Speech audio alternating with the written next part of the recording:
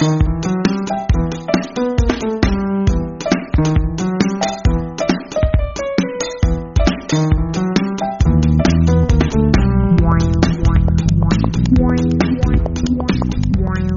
to the X Factor. I'm your host, Charles Epstein. Joining me today is Mark Vickers, HR.com's Chief Research Analyst and Data Wrangler, who joins us to talk about their new report, The Future of AI and Recruitment Technologies 2024-25.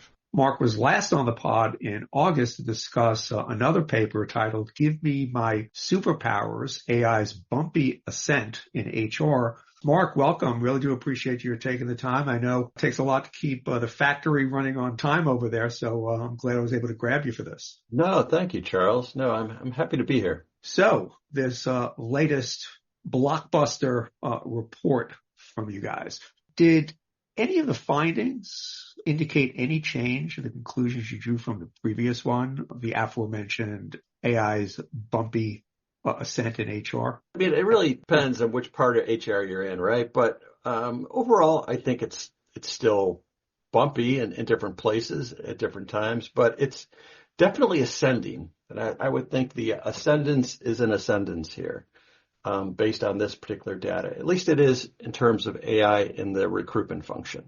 So that's sort of the interesting news here is that we looked at this, just to be clear here, the overall, last time we talked, it was overall HR, and this is really just focused on talent acquisition. We specifically found that from a big picture perspective, we found the percentage of all the responding organizations to this particular survey doubled from the previous study that we did a year before that. So they kind of went from 26% of recruitment functions using AI to some degree to 53% today. So that's quite an ascent in just a year. We don't usually see those kind of numbers happen in just over a year. Okay, so I guess we'll just ascribe the bumpiness to the standard turbulence one experiences at a certain altitude. Yes, Mark? I think we're all experiencing AI turbulence at this point. Yes, not quite safe to walk around the cabin just yet. Not yet. Anyway, give us some background on this newest study. What did you examine? When was it conducted? Who was surveyed? Well, just for background for your listeners who don't know, I work for HR.com, and the HR Research Institute is the research arm of HR.com. So we really ask HR professionals their opinions on a wide range of issues, and we do quite a few surveys around that. In this case, we had 237 HR professionals responding to this. Most of the data came in last fall. Most of these HR professionals are from mid-sized and large organizations. We had 71% to be exact. So the survey focused on talent acquisition, and we looked at a range of different questions, which you probably have some familiarity with. But we were looking at the kinds of technologies people are using, the degree to which those technologies help them improve capabilities, the effectiveness of their different technologies. And then we kind of drilled down into how they use artificial intelligence for talent acquisition.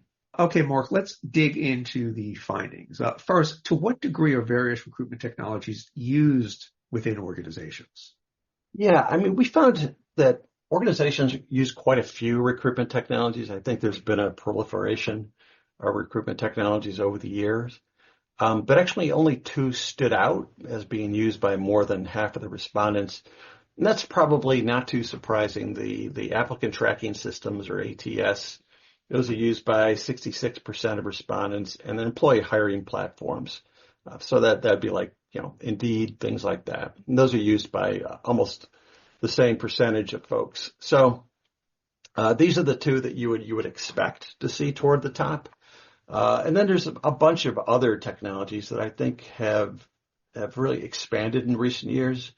The third one on the list was actually background or reference checking software. Mm-hmm. And I know a lot of organizations sort of outsource, not outsource, they do outsource the reference checking in many cases, but there's also software that does this, or there's software that works with the external firms on this.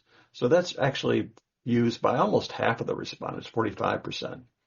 Now, is there any indication of the change over a period of time? this number was 66% this past fall, but a year before, 2 years before, is less than that. Do you have any Yeah, numbers to that?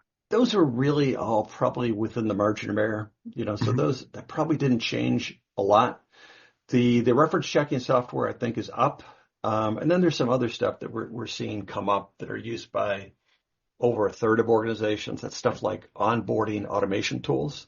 And those have really come into vogue in recent years. Yes. Employee referral solutions. There didn't used to be that many employee referral solutions. It was like, you send out an email and you say, hey, if you know anybody you'd like to refer, then email me back. And it was really sort of ad hoc. And now you actually have technologies to do this better. And so people know when positions are open. So that's all to the good.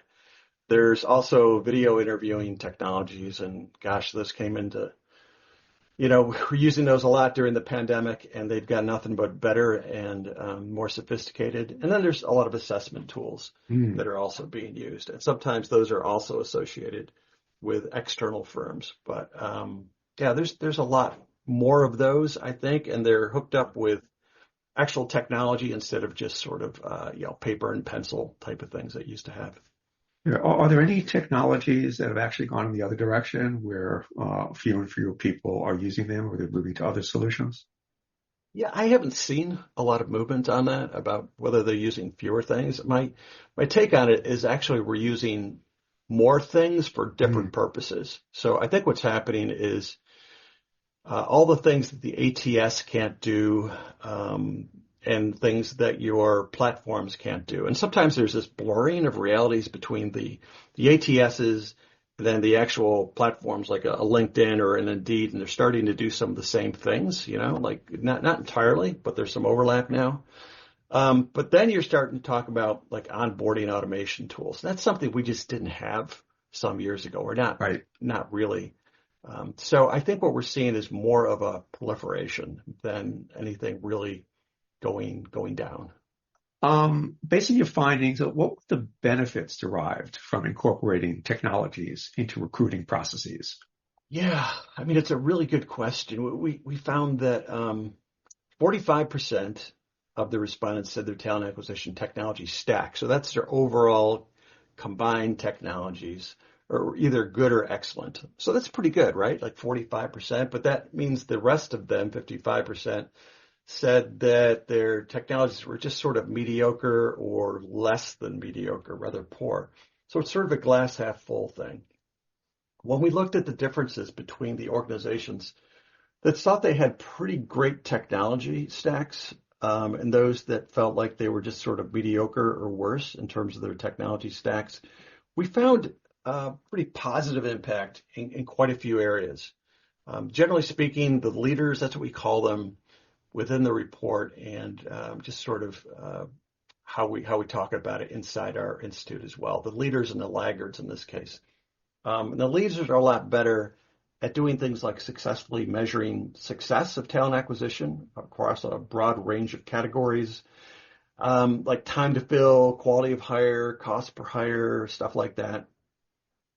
They also make way less regrettable hiring decisions.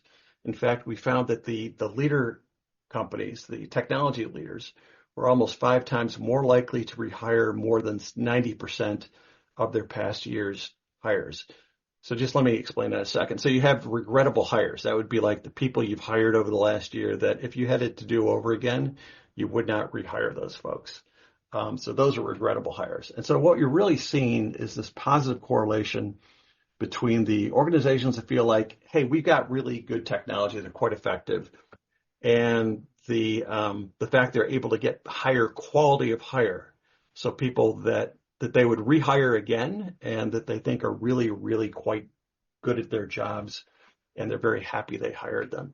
So that in itself is just this really large impact, and we don't know if it's a real impact of the technology, right? These things are correlations, not necessarily causations. So you can't say, hey, great technology makes quality of hire better. But we are seeing quite a strong relationship between those two things. So that seems like it could be a benefit there. And it's probably a complicated picture, more complicated than I'm making it sound. But I think if you can use your technologies better, you're not only doing things like automating, but you're actually improving the efficacy of your overall system and the quality of it. Yeah, no, that makes perfect sense. What barriers or challenges do organizations face in using recruitment technologies? Yeah, the main issue we found was that a lot of folks have their technologies, and let me back up a second. We asked folks, what technologies do you use? And then we asked folks, how effective do you think those technologies are? And what we found was that, like in their ATS systems, so applicant tracking systems, as I said before, about 2/3 of the organizations are using them, but only about 44% of those folks actually really count their systems as quite effective. And we found the same thing with a lot of the different technologies, including the hiring platforms. So um, a lot of companies, 64%, said they're using these platforms, but then only 38% of those folks describe these technologies as among their most effective ones. So the bottom line is the technologies correlated with a lot of different successes, but you sometimes don't feel as if you're getting the most out of your technologies in a lot of companies. So I guess my reading between the lines here is that it's not just about the technologies. It's about your ability to really utilize those technologies effectively. So there's probably this relationship between process and technology usage and the quality of your overall system to get that effectiveness you need. Because not every company that adopts one of these technologies feels like it's super effective. What did you find about the use of mobile tech for talent acquisition? Yeah, mobile tech, this has been interesting. We've been looking at this for a number of years. We've been doing kind of similar surveys around this. And I've been surprised how few organizations have used mobile tech in recruitment. Like I was just trying to figure this out this morning before we were talking, and I think the iPhones came out around 18 years ago. Is that right? It feels like Yeah, was that? Yeah, 2007. I think that's right. somewhere around there. I The mean, reason I'm saying that is I just recently saw a piece talking about how Intel had an opportunity to essentially provide all the processors for the first generation of iPhones, and I think it was 2007, and they oh, didn't. And they wow, just that was walked away from that. They didn't see any uh, path to profitability. uh, that's a big miss. Anyway, we find that 61% say that they're using sort of mobile technologies to do phone interviews, right? Like you expect that you're going to call people, and so many people don't have landlines anymore. So you would expect they're going to be calling on mobile phones, and that's the primary way that they're being used. But only 48% actually use texting to engage applicants or candidates. Just 47% say they have mobile accessible career sites, which I think is another big miss, speaking of big misses. And just 43% use texting to schedule and confirm interviews or assessments, which is interesting because even my doctor like texts me to find out if I'm coming in at the right time, right? Like it's just become part of the world we live in, at least the part of the world I'm living in. So you would think that more organizations would use those technologies to greater benefit. And in terms of the AI relationships, we found that only 20% are using mobile tech to have some kind of candidates engage with chatbots. So I wouldn't expect that one to be the majority at all, but I would expect some of these other numbers to be over the 50% mark because most of these This companies is, were mid-sized or large companies, right? So yeah. you would think at least those folks would be doing it. I mean, this is crazy to me. I mean, people, as you well know, live on their phones. I don't care how old you are. See, Generation X, Generation Z, baby boomers, everybody at this point lives on their phones. Why aren't more HR people there to text and use the available technology to engage? It's a Yeah. mystifying to me. And I guess to look at it from the HR perspective, some people see their phones as sort of their private things, and they don't necessarily want to get spam on their phones and things like that. So I think HR does need to be careful. But at the same time, if you have an ATS or you have an LMS, for example, you need to have people be able to access those systems via mobile devices because that's very often that's all they have, right? They may not have a laptop or a PC. They have they have an iPad or they have a phone. So it really makes sense, especially for younger people to be able to have them access those systems via mobile technologies. Yeah, you mentioned people using AI in the form of chatbots on their phones, which leads me to the next question.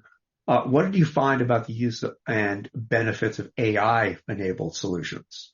Yeah, it was interesting. And like I said, we saw this big jump. We don't usually see big jumps year to year, but we saw about twice as many organizations saying they're using AI for talent acquisition this year than used them the previous year.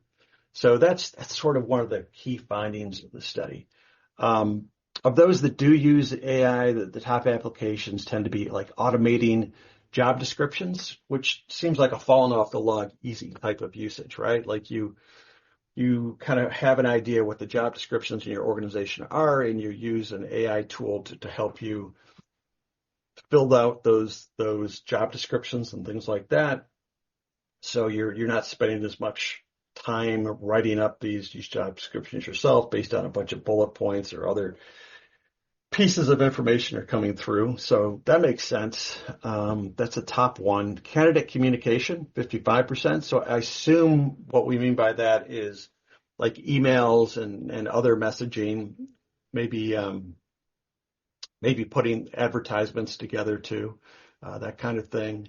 The third one mentioned was resume filtering, which is 45%. And we probably need to be a little careful about that, talking about that one because AI can incorporate discrimination and bias into these things. So it depends about the kind of AI and how you're using it.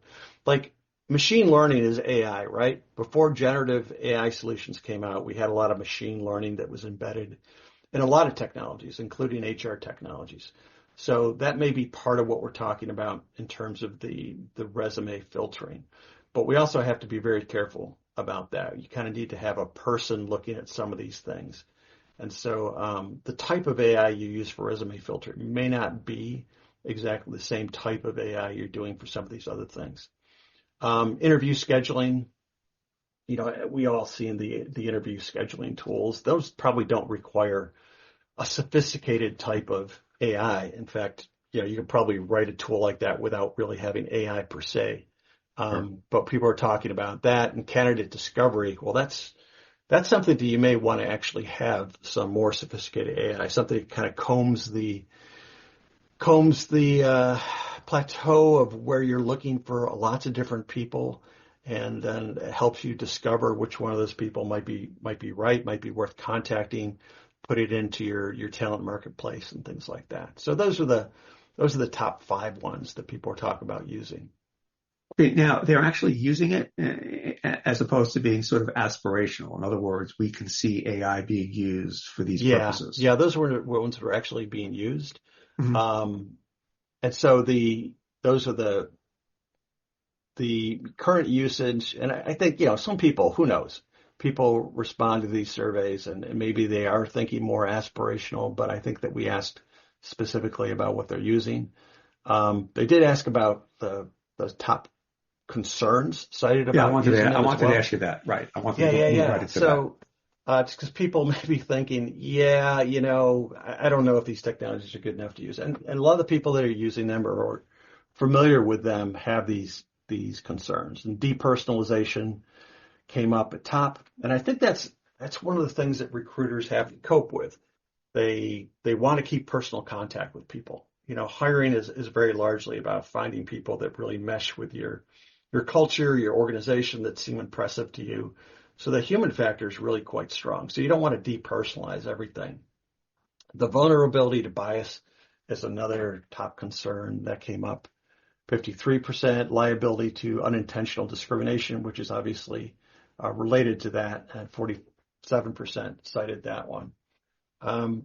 Then there were the top benefits of using AI in recruitment. So I'm just going to go through this list of Yeah. stuff that's Yeah. related to AI, if that's okay with you. Sure. The top benefits were converting job descriptions into job advertisements. And so we saw that automating job descriptions was the top of another question. This one is kind of related to that. Improving candidate experiences was cited. Efficiency. And is there any definition to that? It's a pretty broad category. Yeah, it is a very broad category. No, we didn't have a definition there. As much as I'm a person who loves his definitions, if you put too many in a survey, then people stop filling them out. But I think this is a very broad category, as you mentioned. So sometimes improving experiences could be anything from giving people quick feedback on when they reach out to you, and you're having them reach out back to them with an AI saying, "Here's where you are in the process, and we appreciate you signing up." And so that's going to be part of the candidate experience. Right. And the other thing might be more sophisticated types of things, like you're doing some kind of automated video interviewing, and that happens very quickly. So people don't need to like carve out like a week and a half from today, we're going to do this video interviewing. You can do it pretty quickly, and it happens largely via artificial intelligence. That's the kind of more sophisticated experiential use that you might have. So you're right. These are broad categories that probably fits a lot of different definitions. Yeah. You have several others. Efficient screening. We kind of talked about screening there a minute ago. Better access to the entire pipeline of candidates. You know, AIs are very, very good at taking huge amounts of information and kind of telling you about specific parts of it, right? Like a lot of us throw up the big documents into a specific tool to ask specific questions about that. So it's not just candidates, it's about a lot of stuff like Notebook LM, which you've probably used, Charles. Yes. It's quite nice for dropping in large documents or reports, then asking it specific questions about those reports, or in that case, even creating sort of an artificial podcast you can listen to. But Yes. I use it less for that than I do putting in large documents and just inquiring about those documents, and sometimes multiple documents into one query. It So, is kind of, just as an aside, it is kind of interesting how different models serve. Kind of, there's obviously a lot of overlap, but I will go to Chat for a particular thing. I will go to Notebook for a particular thing. I will go to Claude for a particular thing. Stanford now has a free platform. You enter up to a 20-word description of what it is you want, and it generates a highly technical, sort of academic article with a whole table of contents and references. So, depending on what you're looking to put together, it's sort of a smorgasbord. You take a little bit here, a little bit of there, and you can put together the document or whatever it is you want to do. But yeah, it requires the knowledge of knowing what piece is good for what piece of what you're doing. right. And I do the same thing, and it's kind of weird because it's just sort of what you're most comfortable with. I could do the same thing with ChatGPT. Like I could put up a bunch of documents and saying, here, attach some documents. I'm going to ask you some questions, and it would do something very similar. But the Notebook LM, just the way it's set up, it's just easier for me to do. And I can collect all these documents in one place, and I'd have to go back and find them through projects or different things. So sometimes one tool just makes it easier than the other, even though other tools can do it technically just as well. But there's this facility. By the way, that I goes would on. encourage you. It just occurs to me, and again, pardon the digression. But Claude enables you, and Chat does also. But Claude will ask you in what style you want this written. Obviously, Chat does that too. But what it can also do, and again, I'm not sure if Chat does this, but you could point it to several things that you've written and then learn from your writing style, and you can tweak that a little bit and then put in several prompts and you see what comes out. And it's kind of interesting because it's like Claude is doing an imitation of you, and you're sort of looking at how good the imitation is. And there are some aspects that are kind of good, some aspects that are kind of far afield, but it is kind of a little bit like looking in the mirror when you do that. It's kind of funny. Yeah, I have heard that, and it's something I'd love to use. I do use Claude. I use it often for just conversation when I'm exploring a topic more like brainstorming. And it's a very sort of charming personality. So we could probably talk all day about this kind of stuff. But yeah, different tools have different benefits to them. So And you were saying sometimes, better access to the entire pipeline. That's where we yeah, left off. And yeah, yeah, and I think the other one you mentioned, automated recruitment processes. yeah. And that's a very broad one too, right? Like you're going to have automated aspects of your applicant tracking system. That's often where that's going to be. And of course, LinkedIn is now has some really interesting AI tools attached to it. So you can do a lot with LinkedIn that you couldn't do several months ago, right? Like things are improving so quickly, and a lot of people aren't even aware of it because you can't hold everything in your head at once, right? So yeah, a lot of this stuff is happening both within um, vendor type of products that you're delivering, but also on these other products that live on the internet. So it's interesting. Yeah. What do people have to say about what's likely to change vis-a-vis recruitment technology in the near future?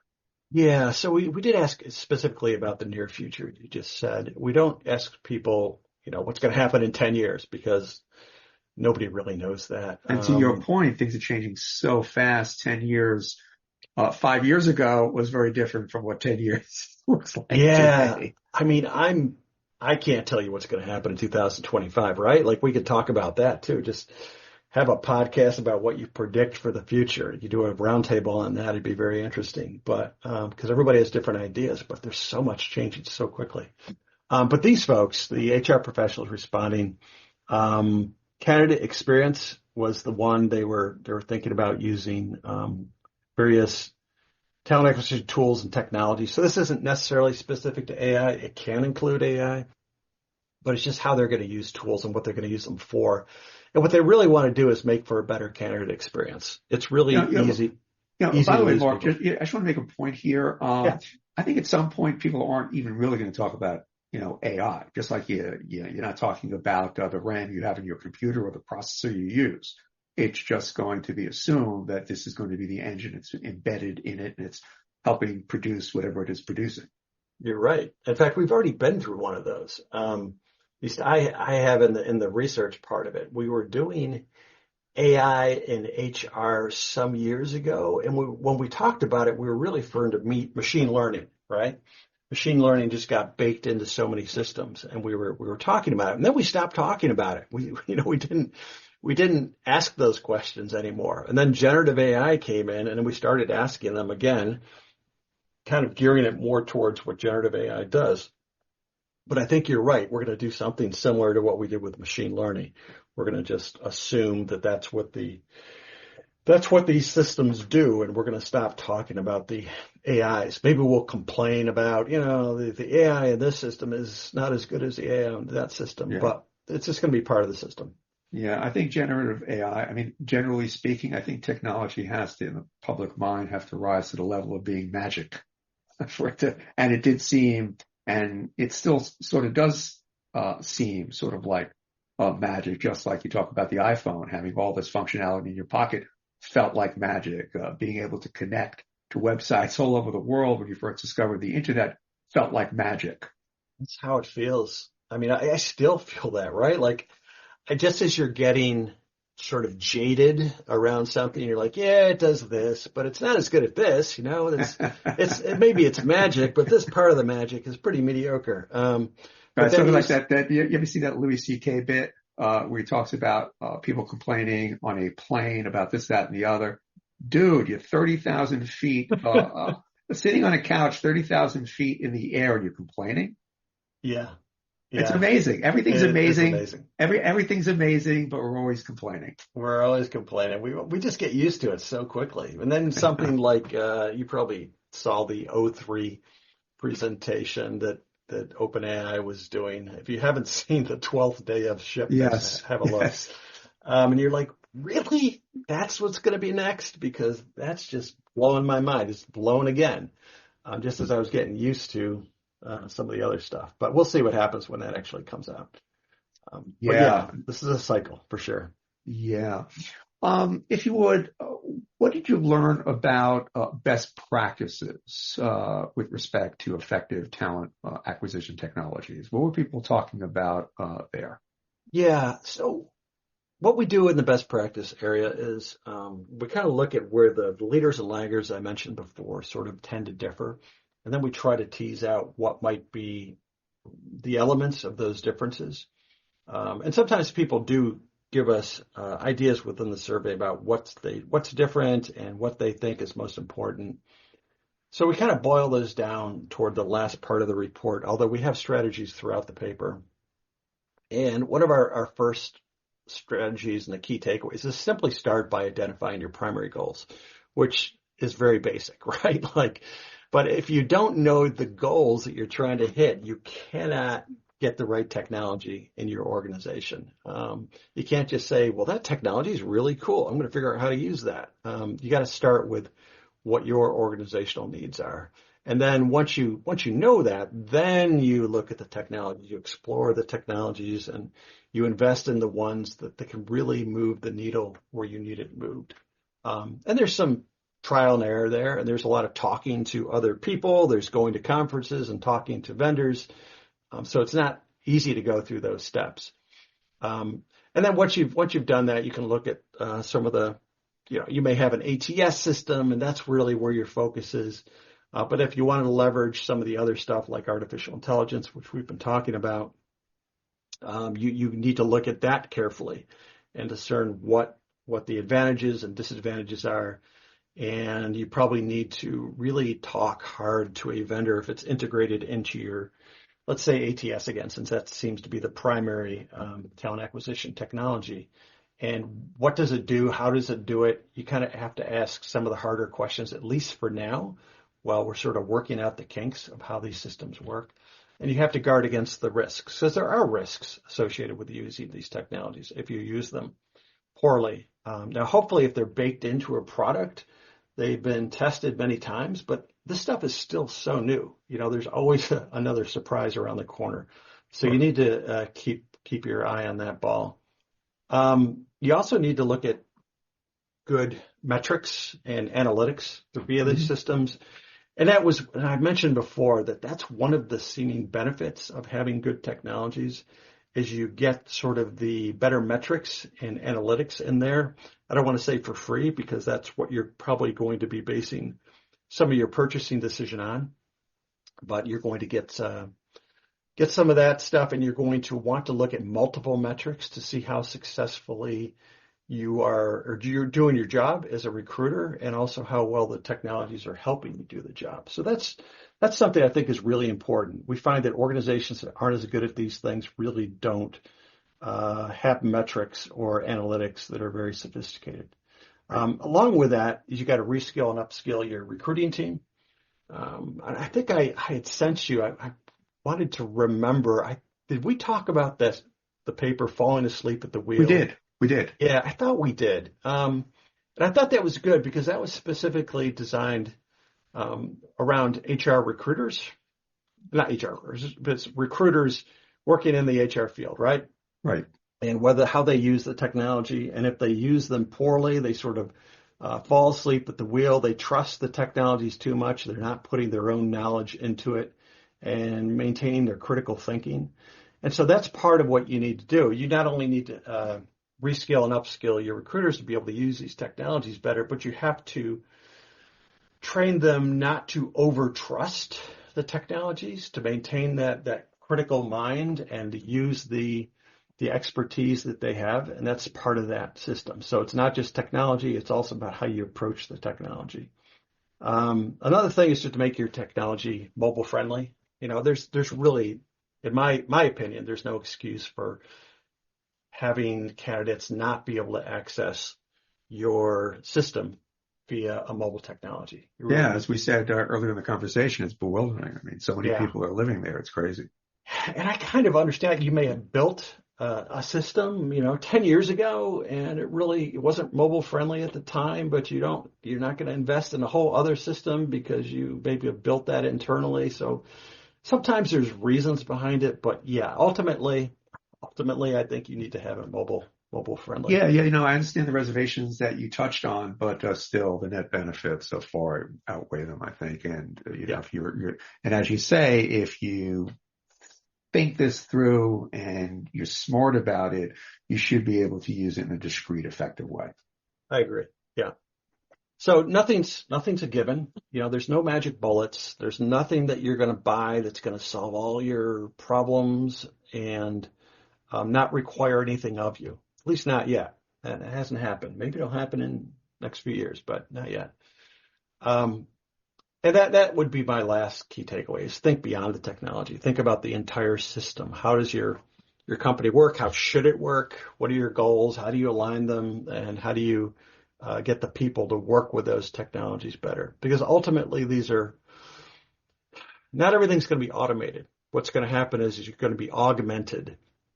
You're going to be Yes. able to do your job better, but you're not going to be able to just toss it to the machine and forget about it. So, yeah, Well, yeah, that's a recurring theme here at AIX. How do you make this technology? How do you make AI human centric? And in a previous conversation on caring, we spoke with Steve Hunt, IO psychologist, and also a technologist. And we talked about how humanity is a feature, not a bug. And when you talk to people, particularly technology people, who are just so wrapped up in the promise of the technology and the power of the technology, they kind of lose sight of who's serving whom, if you will. And I no. think you always have to be mindful of that. And this is going to be something we talk a lot about in 2025. Like, you probably heard about the CEO of NVIDIA saying that the chief technology officers, the technology part of the company are going to be like the HR for the agents Yes. of the company, which I thought was Yes. a great, very controversial quote. And Yes. it's going to be one of those things where you're going to have to really think those. It's not going to be that simple, right? It's not Yeah. like I'm going to hire a No. bunch of these agents and they're all going to work great. No. No. Hello, Rob 236. You want to go out for a beer? No, I'm sorry, Charles. Yeah, it'll be No more can do. complicated. Um, Yes. and HR will definitely have, you need to incorporate HR into all that stuff, especially if you have agents doing part of the job with people. So what else are you and the HR Research Institute working on as we speak? Yeah, we're working on a lot of stuff. As you know, we do quite a few reports in a given year. And a lot of them are longitudinal. We do them year after year, but some of them are custom that we're doing for specific customers around specific topics. Some of the stuff that we do on a regular basis, we call state of the industry reports. Right now, we're working on pay equity and transparency report, what's happening there. And that's a big topic because a lot of states are putting up their own transparency laws. And Yes. so it's really affecting the way organizations look at pay and the way they communicate it. We're looking at one called Future Skills and Strategies, which is a kind of combination of what's happening in terms of HR strategies and then the kind of skills that HR people need to do to sort of respond to those new developments in terms of strategies. We're doing one on human experience. We're doing one on payroll. So it's really down nitty gritty of payroll. Sure. And we're doing something on financial wellness. We do Good stuff. topic. We look at overall employee wellness and well-being. This one focuses specifically on financial wellness, which has become a really hot topic the last several years. And It there's has. some really nice technologies and services related to it. And the last one I'll mention is we're doing one on overall HR technology and integration. So AI will come up big in that one, but we look across the entire HR tech stack and try to figure out what's happening, how people are using the technologies, what they're using them for. And in that report, in all these reports, we dig into AI, at least some part of it. For that one, we'll probably do something more similar to what we did for this recruitment one, which is ask quite a few AI questions. Anytime you are bringing out a report that has a component of AI, or we can just have a very good conversation and insert AI into the conversation, Mark, I'm happy. Sure, I'm happy to have you on and have a conversation. Always enjoy sure. having you on. I Thank really you. do Always appreciate happy you to have taking the it. time. And Yeah, I'm always thanks. happy to just kind of kick the can around with you in terms of talking about AI because my wife is really tired of me talking to her about it. So Ah, anytime ah, you want to chat about it. okay. I'm glad to provide some value add to all of this. So not only So you're on the podcast and get an opportunity to let everybody know about your great work I'm providing you with some, I'm delivering some domestic value to your life, Mark. you are. Thank you for having that conversation with me. You're The welcome. last thing I want to mention, Yeah, Charles, is sure. that we're putting together a course on AI and HR. Mm, It's going to be AI for the HR Academy. I think that's the current title. And there's going to be a couple of tracks under it. There's going to be one for high-level HR people, basically the CHRO folks, the Chief Human Resource Officer folks, and then it's going to be more of a general HR program. So we're going to have a couple of tracks. It's going to be multi-month long. There's going to be a certification at the end of it, and there's a link associated with that. I don't know if you have show notes that you could put it in, but that might be of interest to some people that might be listening to this thinking, I need to, get down into the weeds in terms of the training for HR on this. So I just wanted to mention that. yeah, I will provide in the description, anybody listening below, you'll see a link to the report and a link to the program that Mark is talking about. So please do check it out. Mark, again, really do appreciate it. I know you guys are busy in the new year. Got a lot of things teed up, some of which you talked about, some of which you didn't. So I really do appreciate you spending the time with me today. No, thank you, Charles, very much for asking. It's always a pleasure to talk to you. Oh, same. Today I spoke with Mark Vickers, HR.com Chief Research Analyst and Data Wrangler. He joined us to talk about HR.com's and the HR Research Institute's new report, Future of AI and Recruitment Technologies 2024 to 2025. This is Charles Epstein for the X Factor podcast. Once again, thanks for listening. Thanks for joining us. See you next time.